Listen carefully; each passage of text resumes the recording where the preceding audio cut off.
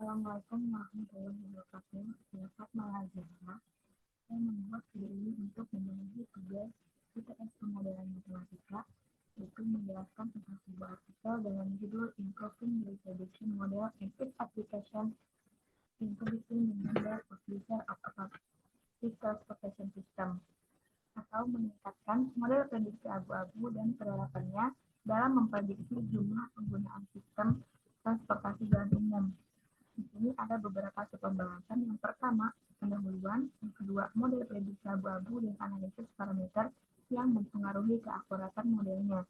Yang ketiga, model abu-abu entry pertama yang ditingkatkan seperti FGM 11 dan model abu-abu yang ditingkatkan IGM 11. Yang keempat, simulasi dan eksperimen. Dan yang terakhir adalah kesimpulan. Yang pertama, pendahuluan. Perkembangan sistem transportasi berawal dari munculnya manusia yang membentukkan transportasi untuk memindahkan produk dari satu titik ke titik lainnya. Dalam konteks transportasi, penjadwalan mengacu pada prosedur atau operasi yang menentukan tindakan yang diperlukan untuk memandu sistem transportasi atau mengatur menuju keadaan yang diinginkan.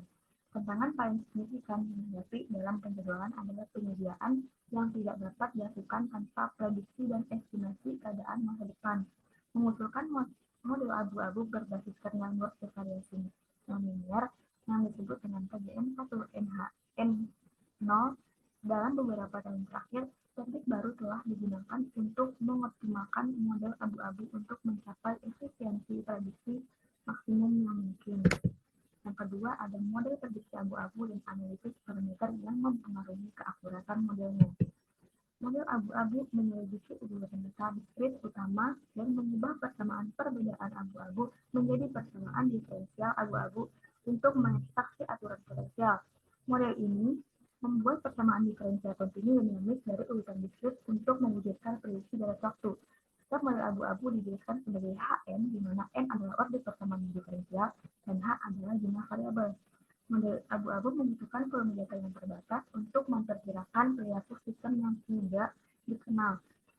Bagian berikut akan menjelaskan tentang prediksi abu-abu. Yang pertama ada GM1 model. Model ini pertama kali digunakan oleh John pada tahun 1980-an. Model prediksi deret waktu yang paling banyak digunakan untuk urutan bilangan positif dengan minimal 4 sampel saja. Nilai prediksi dari data perennial dihitung dengan X0 sama dengan X01, X02, X03 sama dengan X0N, di mana N lebih besar dari sama dengan 4, dan X0 adalah barisan bilangan tak negatif dan N adalah jumlah sampelnya. Dengan menerapkan IAGO, di mana nilai prediksi X0PK untuk data perennial dihitung menurut persamaan berikut. Dapat dilihat dari layar dengan nilai K adalah 2, 3, dan sampai dengan N. GM11 memberikan akurasi yang lebih tinggi untuk memprediksi jangka pendek pada urutan non negatif dengan beberapa trik data pelatihan dibandingkan dengan metode lainnya. Nah, yang kedua ada FGM11 model. Dan model ini dibuat berdasarkan GM11 model dengan menggunakan nilai pertama dari urutan utama prediksi. Nilai prediksi untuk data awal dihitung menggunakan persamaan berikut, yaitu sama dengan model sebelumnya, dengan di sini nilai K-nya dimulai dari 1, 2, dan 1, 2, 3 sampai dengan M. Nah, metode yang diusulkan dalam penelitian ini menggabungkan keunggulan model persamaan yang ditingkatkan dengan metode penyimbangan kesalahan seperti metode perbaikan kesalahan Fourier untuk merumuskan pendekatan baru untuk mengurangi kesalahan prediksi. Dan yang ketiga, ada mengakurasi menganalisis parameter yang mempengaruhi akurasi model abu-abu. Yang pertama ada model prediksi tergantung pada faktor pertumbuhan A dan parameter kontrol abu-abu B. Akurasi dari GM11 dan FGM11 memiliki kontribusi dari alfa dan betanya. Setelah mengidentifikasi, parameter harus disesuaikan untuk meminimalkan kesalahan prediksi.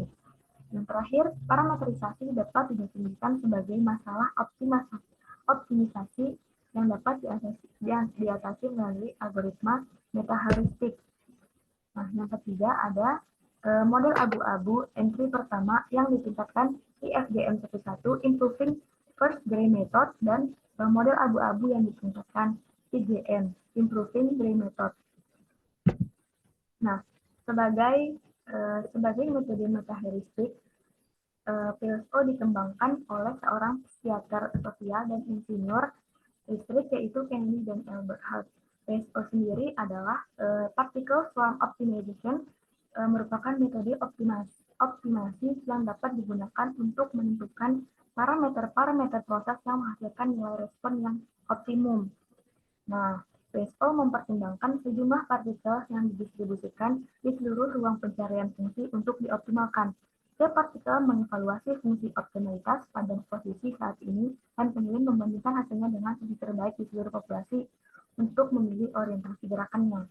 Berikut adalah flowchart atau langkah-langkah utama dari algoritma PSO sendiri. Yang pertama start, yang selanjutnya initialization of algorithmic parameter and composition atau inisiasi populasi partikel. Selanjutnya, calculate thickness of each particle, update P-base and G-base, update particle velocity and position. Selanjutnya ada termination based on stopping criteria. Nah, apabila kondisinya tidak terpenuhi, maka kita akan mengulangi dari calculate thickness of each particle selanjutnya sampai kondisinya itu terpenuhi. Apabila kondisinya sudah terpenuhi, maka hasil akan optimal dan selesai. Nah, GM dan FDS. Selanjutnya, perubahan posisi mempresentasikan proses pencarian melalui ruang solusi untuk menemukan nilai optimal alfa dan beta untuk meningkatkan akurasi model prediksi abu-abu. Nah, langkah-langkah berikut yang diperlukan: menyesuaikan parameter algoritma PSO, menghitung nilai prediksi untuk barisan awal, menemukan nilai optimal dari alfa dan beta, menghitung nilai prediksi untuk urutan awal dengan menggunakan nilai optimal dari alfa dan beta. Berikut adalah algoritma dari PSO. Initialize PSO parameter, input original series x0, randomly initialize of particle position and velocities, calculate the thickness of each particle with equation 21, while n condition not reached for each particle, update location, calculate the thickness of each particle using equation 21, and update base particle and retro base particle. Selanjutnya yang keempat, simulasi dan eksperimennya. Kemampuan metode yang diusulkan IGM dan SGM 11 diberita pada 2 deret naik dan turun yang diperkenalkan. Penerapan yang diusulkan untuk memodelkan dan memprediksi jumlah pengguna sistem transportasi jalan umum GDP. Nah, penetapan jumlah maksimal iterasinya menjadi 300. Di sini kita dapat menghitung nilai MAE dan MAPE-nya. Itu dengan rumus sebagai berikut yang tertulis pada PPT.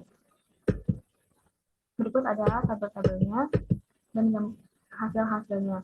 Pada tabel 1 dan tabel 2 menunjukkan hasil dari GM, FGM, DST, IGM, dan IFGM.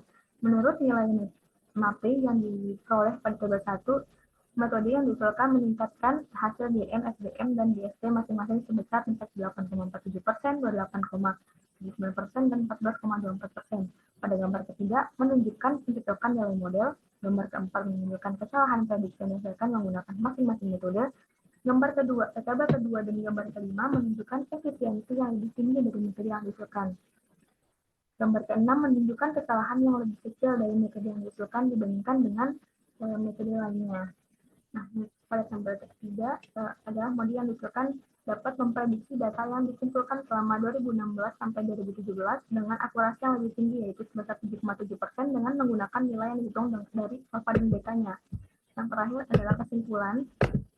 Desain baru sistem prediksi abu-abu disajikan dan diimplementasikan untuk memprediksi jumlah pengguna sistem transportasi jalan umum. Desain baru meliputi analisis model abu-abu untuk mengidentifikasi parameter yang mempengaruhi akurasi model DOFIS dengan optimalisasi parameter menggunakan PSO. Berdasarkan hasil simulasi, pendekatan dihasilkan meningkatkan akurasi pemodelan jumlah pengguna sistem transportasi jalan umum yang dipertimbangkan selama 2017-2019 sebesar 14,75% dan 3,41% dibandingkan dengan FGM dan FGM-nya. Nah, dengan alokasi tersebut dapat mengurangi risiko manajemen dan meningkatkan kinerja penjadwalan. Aplikasi yang mungkin dari pendekatan yang diusulkan oleh prediksi jumlah kecelakaan di jalan raya. Nah, mungkin cukup sekian sekian penjelasan dari saya. Terima kasih atas perhatiannya. Thanks for your deep attention. Wassalamualaikum warahmatullahi wabarakatuh.